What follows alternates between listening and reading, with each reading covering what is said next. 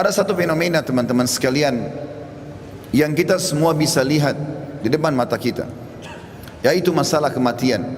Risalah ini akan kami sampaikan kepada orang yang sehat dan sakit, orang yang kaya dan juga miskin, para pemimpin dan masyarakat, orang cerdas dan juga orang yang bodoh, laki-laki dan perempuan, anak kecil ataupun orang dewasa.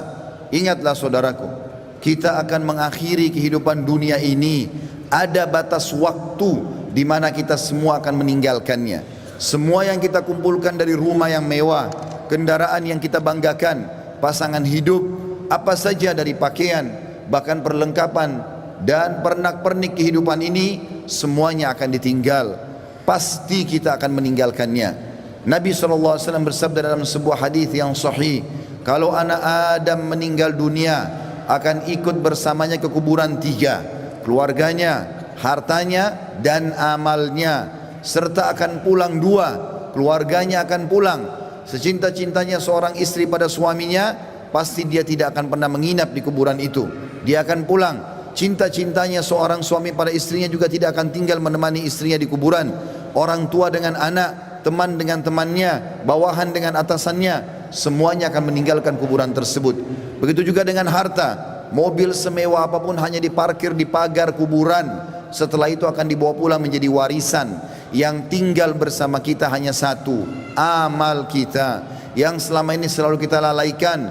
Mikrofon masjid dengan keras, panggilan dari Allah, hayya 'alas shalah, hayya 'alal falah, ayo salat, ayo menuju kepada kemenangan, kita lalaikan. Orang miskin yang mengetuk-ngetuk kaca mobil di sebelah rumah orang miskin tidak makan, mengulurkan tangannya, lalu syaitan membisikkan kuping kita mengatakan orang itu masih muda, masih kuat, lalu kita mengiyakan syaitan sehingga kita tidak mengeluarkan sedekah tersebut. Al-Quran hanya menjadi hiasan, berbangga-bangga dengan kertasnya, dengan sampulnya yang bagus, penerbitnya yang dikenal, atau yang best seller yang dijual di pasar-pasar. Bukan lagi berfungsi sebagai ayat-ayat Allah, peringatan yang harus dibaca dan jadi prinsip hidup, hanya menjadi sebuah kenangan saja.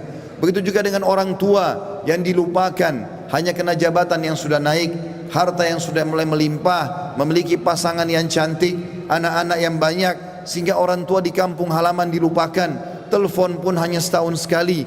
Tidak ada lagi kejar pahala dan surga dari kedua orang tua. Padahal seorang salafus saleh pernah menemukan salah satu orang tuanya meninggal, lalu dia menangis terisak-isak. Kemudian murid-muridnya menanyakan, kenapa anda menangis? Kata dia, sungguh satu pintu surga sudah tertutup untukku, maka tertinggal satu lagi. Dan sekian banyak fenomena dalam kehidupan kita yang kita lalaikan, saudaraku seiman. Dengarkan dan renungi baik-baik bagaimana Allah mengingatkan dalam kitabnya tentang masalah hari pulang ini. Yang pertama disebutkan di dalam Al-Quran surah Al-Baqarah ayat 281. Allah berfirman, dan kekal ditilawakan oleh orang-orang beriman sampai hari kiamat. A'udzu billahi minasyaitonir rajim. Wattaqu yawman turja'una fihi ila Allah, thumma tuwaffa kullu nafsin ma kasabat wa hum la yudhlamun. Takutlah kalian, persiapkanlah diri kalian, fikirkanlah baik-baik, masuk semua dalam makna wattaqu. Hati-hatilah kalian dengan hari di mana kalian akan dikembalikan kepada Allah. Kemudian setiap jiwa akan diberikan balasan dan laporan dari amal-amalnya, baik ataupun buruk, dan mereka tidak akan dizalimi sedikit pun. Kalau hari ini teman-teman kita melihat seseorang kerabat kita, teman sejawat kita, partner bisnis kita dibungkus dengan kain kafan dan meninggal, dan kita mengantar ke kuburan sebagaimana mungkin itu sudah pernah kita lakukan, maka satu waktu nanti kita yang akan diantar. Teman-teman sekalian masih malas sholat, sholatlah teman-teman sebelum anda disolati oleh orang-orang. Banyak orang meninggalkan saf pertama masjid, padahal itu keutamanya sangat besar, tapi dia menunggu dia akan disolati di saf pertama pada saat meninggal dunia. Ini kerugian, penyesalan akan datang terakhir, saudaraku seiman. Dalam ayat lain Allah berfirman dalam surah Al-Baqarah ayat 48, A'udzu billahi minasyaitonir rajim. Wattaqu yawman la tajzi nafsun an nafsin syai'a wa la yaqbalu minha syafa'atun wa la yu'khadhu minha 'adlun wa la hum yunsarun. Hati-hatilah kalian, perhatikan baik-baik, renungi baik-baik kata Allah, hari di mana tidak ada lagi jiwa bisa membantu jiwa yang lain, dan tidak akan diterima lagi rekomendasi-rekomendasi, pertolongan-pertolongan, dan juga tidak akan pernah ada yang bisa memenangkan. Di dalam ayat yang lain juga Allah mengingatkan surah Luqman, surah nomor 31 dalam Al-Quran ayat 33. A'udzu billahi minasyaitonir rajim. Ya ayyuhan nas ittaqu rabbakum wakhshaw yawman la yajzi walidun an waladihi wala mauludun huwa jazin an walidihi syai'a inna wa'dallahi haqqun fala taghurrannakumul hayatud dunya wala yaghurrannakum billahil garur.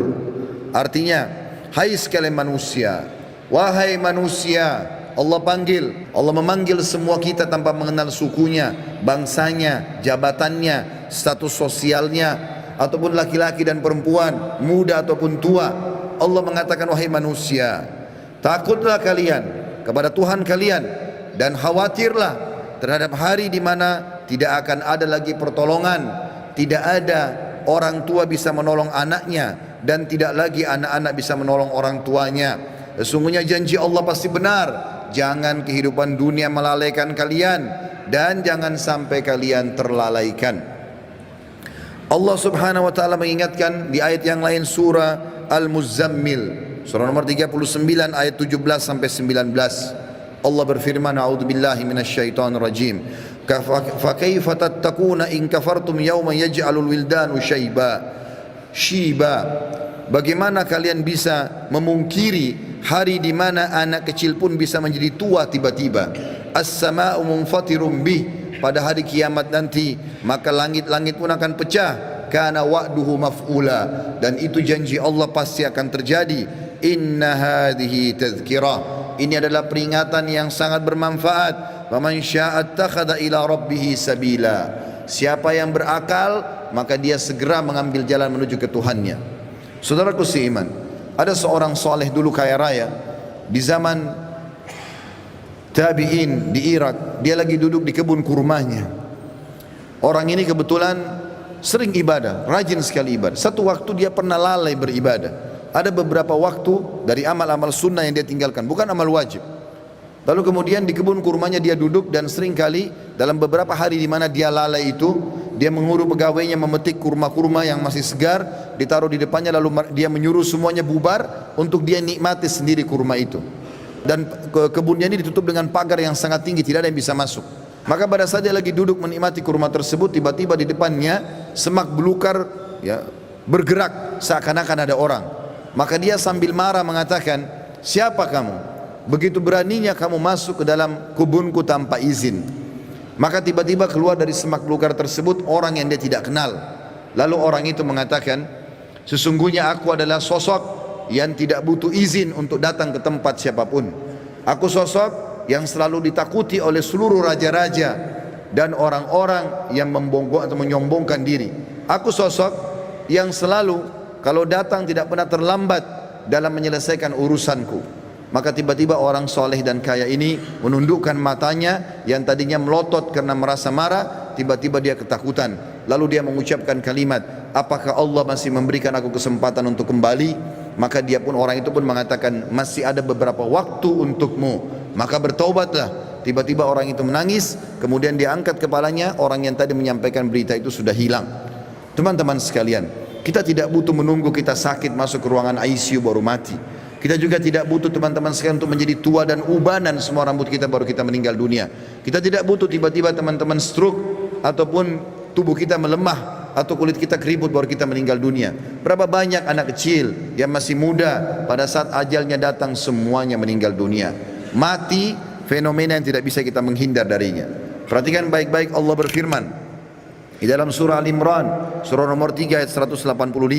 A'udzu billahi minasyaitonir rajim. Kullu nafsin dha'iqatul maut wa innama tuwaffawna ujurakum yawmal qiyamah faman zuhziha 'anil nari wa udkhilal jannata faqad faz wa mal hayatud dunya illa mata'ul gurur. Semua yang bernyawa pasti merasakan kematian, dan mati adalah terlepasnya ruh dari jasad seseorang dan pindahnya dia ke alam abadi akhirat sana. Dan setiap jiwa akan diberikan balasan pada hari kiamat sesuai dengan amalnya. maka siapa yang bisa diselamatkan pada hari kiamat dari api neraka kemudian masuk ke dalam surga, sungguh dia telah beruntung. Ketahuilah, kehidupan dunia hanyalah kehidupan yang menipu belaka. Di dalam ayat lain Allah mengingatkan juga dalam surah Al-Anbiya, wahai para orang ragawan yang merasa badannya berotot, kuat, segar, atau orang-orang yang menjaga kesehatannya dengan vitamin yang mahal, tidak akan bermanfaat pada saat ajal datang. Wahai orang-orang yang merasa hartanya banyak, orang yang selalu memerintahkan banyak pegawainya, sadarlah teman-teman sekalian bahwasanya itu hanya sebentar. Semua ada pertanggungjawabannya. Allah mengingatkan dalam surah Al-Anbiya, surah nomor 21 ayat 35. A'udzubillahi minasyaitonir rajim.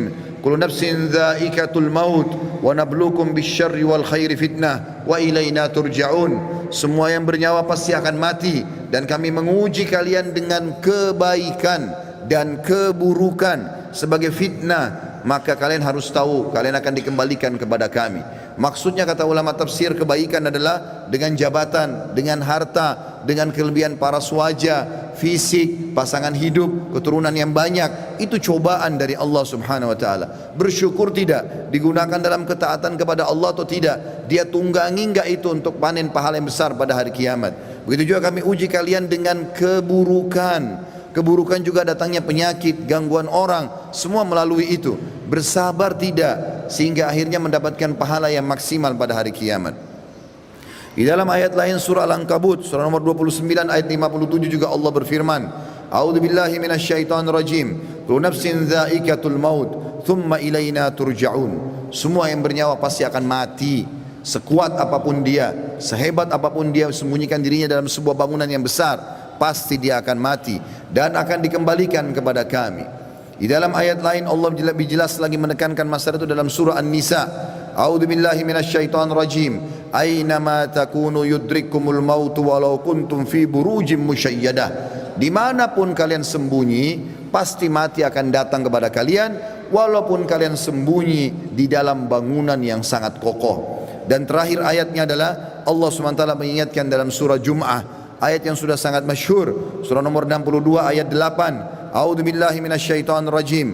Qul innal mautal ladzi tafirruna minhu fa innahu mulaqikum. Tsumma turadduna ila alimil ghaibi wasyahadati fayunabbiukum bima kuntum ta'malun. Katakan hai Muhammad, sampaikan kepada semua manusia, terutama umatmu, mati yang selama ini kalian tidak mau kenang, tidak mau ingat, tidak mau punya persiapan, pasti akan mendatangi kalian.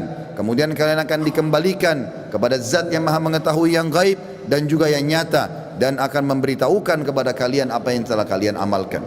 Saudaraku seiman, ingat, ruangan ICU di rumah sakit hanya 2 atau 3, dan orang yang sedang berobat di rumah sakit lebih sedikit jumlahnya daripada orang yang berjalan di sebelah rumah sakit. Di pinggir jalan lebih banyak, artinya lebih banyak orang meninggal yang tidak sakit. Hati-hati. Berapa banyak orang yang muda, masih anak-anak sudah dipikul di geranda jenazah. Sadarlah teman-teman sekalian, mati ini kalau selalu dikenang, dia akan jadi pengontrol dalam kehidupan. Maka kita hanya selalu tahu yang kita nikmati yang halal, yang kita kerjakan yang diperintahkan oleh Sang Pencipta Allah, dan semua yang haram, bahkan yang makruh pun akan ditinggalkan. Mati adalah pengawas yang sangat baik. Makanya kata Nabi SAW dalam sebuah hadis, kafa bil mauti dzakira, cukuplah mati itu akan menjadi peringatan bagi orang-orang. Ini bukan bermaksud menakut-nakuti, tetapi kita harus sadar sebagai seorang muslim, salah satu rukun iman kita iman kepada hari kiamat, rukun iman yang kelima, dan rentetannya adalah mengetahui kematian akan datang, mengetahui adanya alam barzah, dan juga kita tahu akan ada pembangkitan hari kiamat dan ditimbang amal baik dan amal buruk, serta juga akan ada surga dan neraka. Ini penentuan terbaiknya adalah pada saat sekarang kita masih hidup. Jangan terus-menerus lalai. Cukuplah yang telah berlalu. Kata para ulama, kalau yang berlalu adalah kebaikan, bersyukurlah dari amal soleh. Kalau perbuatan buruk, maka bertaubatlah. Kalau seandainya kamu masih hidup hari ini, perbaikilah amalmu hari ini, dan hari esok kau hanya bisa membuat program. Oleh karena itu teman-teman sekalian, hati-hatilah dengan masalah-masalah seperti ini. Sebaiknya setiap muslim harus sadar, memperbanyak mendalamkan ilmu agama dan beramal soleh, serta bertobat dari dosa-dosanya.